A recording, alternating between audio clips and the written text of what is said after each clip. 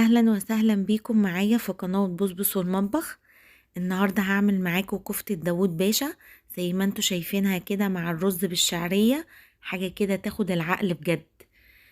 شايفين الجمال بقى والطعامة والصلصة بتاعتها المسبكة فيها. حاجة جميلة جدا جدا وهتعمليها بسهولة وبطريقة بسيطة قوي.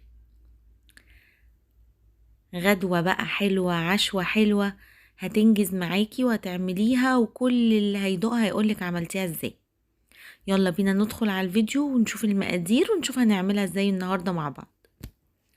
انا عندي هنا نص كيلو من اللحمة المفرومة، يعني نسبة الدهون فيها مش كتير عشان ما بحبش اللحمة المفرومة يكون فيها دهون. وعندي 3 بصلات متوسطين، وعندي هنا نص الشفشة بتاع الخلاط كده طماطم، يعني حوالي ازيد من النص طماطم كده بشوية. آه اللحمة المفرومة تكون اهم حاجة مفرومة وشين مش وش واحد. هجيب بقى الكبة عندي او تقدري تعمليها بالمبشرة برضو عادي. هحط بقى البصل، هقطع البصل كده جوه الكبة علشان افرمه.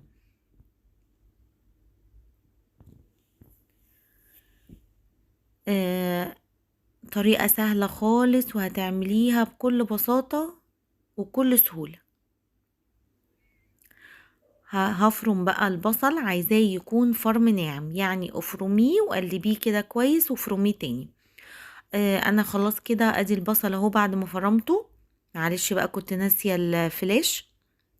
هبتدي احط البصل على اللحمة، بس اهم حاجة ان انتي تعصري المية بتاعة البصل كويس. حتى لو انتي عاملاه بالمبشرة، اعصري المية بتاعة البصل كويس علشان ده هيخلي الكفتة تفك منك. بس كده انا حطيت كمية البصل اللي انا عايزاها وخليت الحبة دول. شايفين بقى كمية المية؟ الحبة دول هنعوزهم بعد شوية. بس كده تمام. هبتدي بقى دلوقتي احط التوابل اللي انا هتبل بيها اللحمة. عندي بقى هنا ملح بفلفل، انا بخلط الاتنين عادي كده على بعض. ملح ابيض وفلفل. وعندي هنا 7 بهارات، دي مهمة جدا علشان تدي طعم حلو قوي للحمة وبتدي تتبيلة حلوة قوي. وعندي حوالي معلقتين من البقسماط المطحون، وده علشان التماسك بتاع اللحمة، وكمان عشان اللحمة ما تكشش معاكي قوي في التسوية.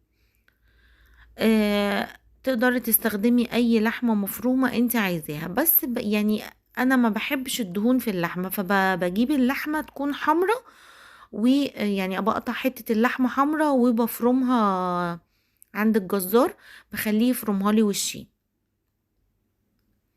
افضلي بقى يعني طلعي طاقتك كلها في اللحمة.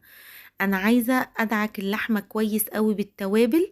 وبصوا زي ما انتم شايفين كده بديها بالبنيات عادي، علشان انا عايزة اللحمة تتجانس قوي مع الخلطة وتتفرم، يعني عارفين كله يدخل في بعضه كده كأنك بتعملي كفتة. او ممكن ترجعيها تاني الكبة وتديها لفة في الكبة، بس هي مش محتاجة قوي يعني. بصوا شايفين الأنسجة اللي طلعت كده في اللحمة؟ هو ده بقى المطلوب. عايزة بقى تحطيها 10 دقايق كده في التلاجة تستريح وبعد كده تصبعيها براحتك. انا عملتها على طول. انا بعملها كور كده صغيرة. آه يعني تكون حجمها صغير بس مش صغيرة قوي عشان ما تنشفش معاكي. ولادي بيحبوها بالرز، فعشان كده بعملها صغيرة عشان بيحطوها على الرز وبياكلوها. وممكن برضو تعمليها مع مكرونة سباكيتي هتبقى طعمها حلو جدا برضو. يعني براحتك. بحب برضو اكلها بالعيش، يعني في اي حاجة جاية معاكي. خلاص انا كده صبعت الكمية اللي عندي، عملتها كلها كور. عندي بقى طاسة كده على النار تكون مش بتلزق، وحطيت فيها معلقتين كده سمنة بلدي. واول ما السمنة تبتدي تسخن كده هبتدي انزل بالكرات بتاعة الكفتة. هحط بقى كمية على قد الطاسة، ما تكتريش قوي عشان تقدري ان انت تقلبيها وما تتفككش منك. انا دول عملتهم يعني الطاسة كبيرة، فعملتهم على مرتين. بس كده حلوة قوي. ما تقلبيش بقى فيها، اول ما بتحطيها تعلي النار وتسيبيها بس ايه 3 ثواني كده، وبعد كده تبتدي ان انتي تهزي الصينية، الطاسة او الصينية اللي انتي بتحمري فيها. شايفين بقى ابتدت تاخد لون كده بسيط. هنا بقى ممكن اقلب بمعلقة بشوكة باللي يريحك. بس في الاول خالص ما تقلبيش، يعني يا دوبك تدحرجيها كده في قلب الطاسة. شايفين دلوقتي هي خدت لون حلو. هبتدي بقى ان انا اطلعها في طبق، و علشان ابقى احط الكمية التانية. وفي نفس الوقت البصل، شايفين انا لميت كل البصل اللي كان في الطاسة، هحطه برضو فوقيها عادي، علشان اما اجي احط الدفعة التانية من الكفتة، البصل ده ما يتحرقش في قلب الكفتة ويدي طعم مرارة. نضفي الطاسة كويس من البواقي بتاعة البصل. عادي جدا ان هي تنزل منك بصل زيادة، مفيش اي مشكلة، كل ده هنرجعه تاني في قلب الحلة. ابتديت بقى احط الدفعة التانية اهي، وبرضه هشوحها بنفس الطريقة اللي عملتها في المرة الاولانية. طبعا الطاسة كانت سخنة اكتر، فاول ما حطيت ابتديت ان انا ادحرج الكرات كده بسرعة. خدت لون هي كمان اهي تمام، وبرضه نزلت شوية بصل حلوين قوي، مفيش مشكلة. خليها كلها لون واحد، يعني الطبق طبعا انتي قليتي فيه الدفعة الاولانية قدامك، فطبعا واخدة بالك ان يبقى الاتنين نفس التسوية. ولو لقيتي واحدة كده او اتنين ما تقلبوش معاكي، تقلبيها كويس.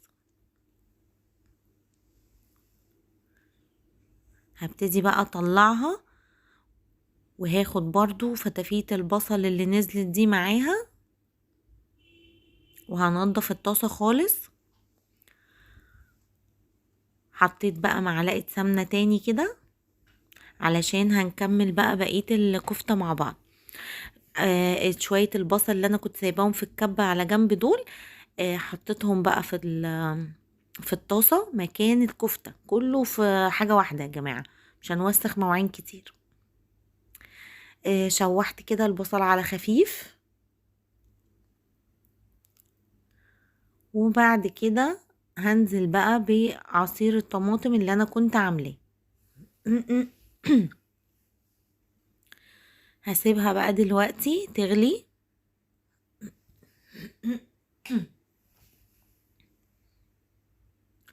اول ما تغلي بقى كده، ضفت بقى معلقة من السكر علشان الطماطم، هي المعلقة بس دي صغننة فانا زودت.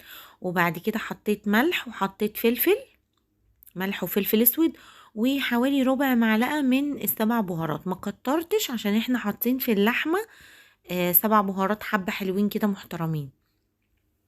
طبعا بقى دلوقتي حطيتها بقى، نقلتها على عين تانية، وابتديت ان انا اشوح رز كده بالشعرية. هي طبعا بتبقى جميلة جدا جنب الرز بالشعرية. ابتدت بقى تبقلل بقى كده وهتبتدي تطرطش على الحيطة وعلى البوتاجاز، فقلت لا ما ينفعش بقى. انا بنقلها تاني بقى دلوقتي في حلة، بعد بقى ما اتسبكت خالص. هزود مية، حوالي كوباية من المية، وبحط مكعب مرقة لحمة او مرقة خضار اللي عندك متوفر حطيه، انا حطيت مرقة خضار. هسيبها بقى تتسبك لغاية ما زي ما انتوا شايفينها كده. وبعد كده رحت ضفت الكفتة، وطبعا كل البهاريز اللي في الطبق دي نزليها، اوعي تفرطي فيها، ده الطعم كله بتاع اللحمة والعصارة كلها بتاعت التشويح، وسمنة بلدي فما تتسبش دي. هسيبها بقى دلوقتي بقى كده على نار هادية، علشان الكفتة تشرب كده من الصلصة وتبقى يا سلام السلام يعني. شايفين شكلها وهي بتبقلل كده، تاخد العقل بجد. وهنا بقى خلاص كنت غرفت كفتة داوود باشا مع طبعا الرز بالشعرية. شايفين بقى جمال الكفتة بالصلصة، شكلها بجد تفتح النفس. يا رب بقى الفيديو يكون عجبكم، وما تنسوش اللايك كتير للفيديو، ومع السلامة.